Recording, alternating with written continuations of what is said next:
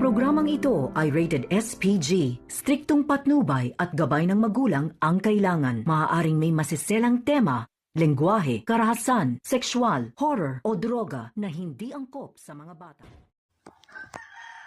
Magandang araw mga kapamilya, narito naman tayo sa ating paboritong palabas sa aking channel, APG's Batang Quiapo. Habang si Tanggol ay naglaro ng baraha, tinatawanan siya sa kanyang mga kalaban kasi wala na siyang pira. Natalo na sa kanyang mga kalaban. Ang sabi nila, Tanggol, saan ka na magkuha ng pira? Wala ka ng pira. At si Tanggol naman, sabi niya, mayroon pa.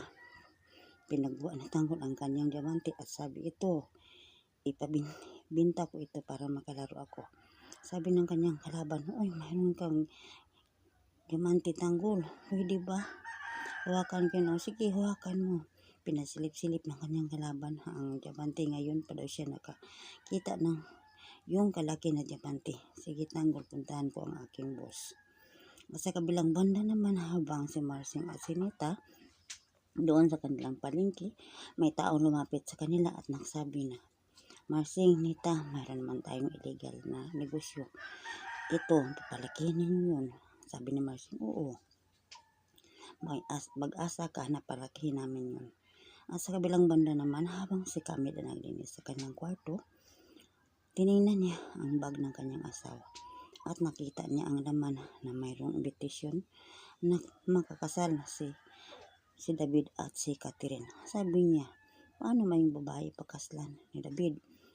Maghanda sila bukas. Magpunta ako sa kanilang kasal.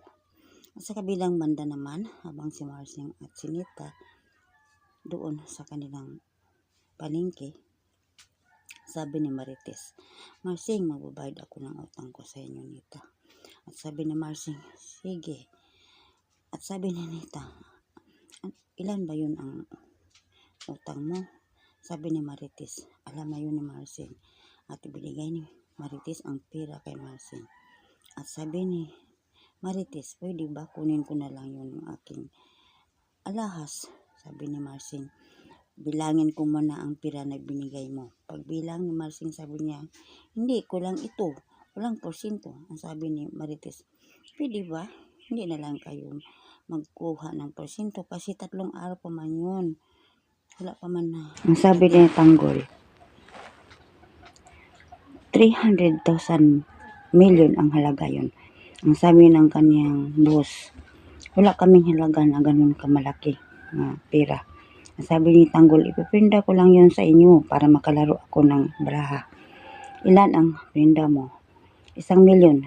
Sige, bigyan nyo siya ng 1 milyon. At naglaro sila. At habang sila naglaro, naubos ni Tanggol ang kanilang mga pira.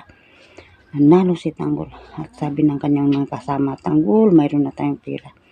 At ang sabi ni Tanggol, oo. Ano pa, mayroon pa kayong pira? Wala na. Umalis ang kanyang mga kalaban at sabi ng kanyang boss, sino naman ang maglaro? Sino ang kalaban kay Tanggol? May babae na nagdating at sabi niya, ako. Sabi ni Tanggol, Miss, ilan ang laro mo? Ilan ang pira mo? Sabi ng babae, 50,000. Sige, maglaro tayo.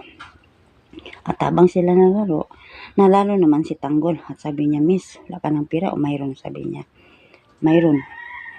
Pero, konti lang. At sa kabilang banda naman, si Camille, nagsabi niya, pupunta siya sa kasal nila ni Catherine. At pagpunta niya, nang nakita na ni Catherine na nakinasal na sila si David at Catherine, nakadapa siya at nawalang malay at nahimatay. At hanggang dito na mga kapatid ang masalaysay ko sa paborito nating palabas. At sana wag mo po ninyong kalimutan sa sunod na palabas. Abangan naman po ninyo. At hanggang dito lang mga kapatid, sana wag po niyo akong kalimutan sa pag-share, like, subscribe. Maraming salamat.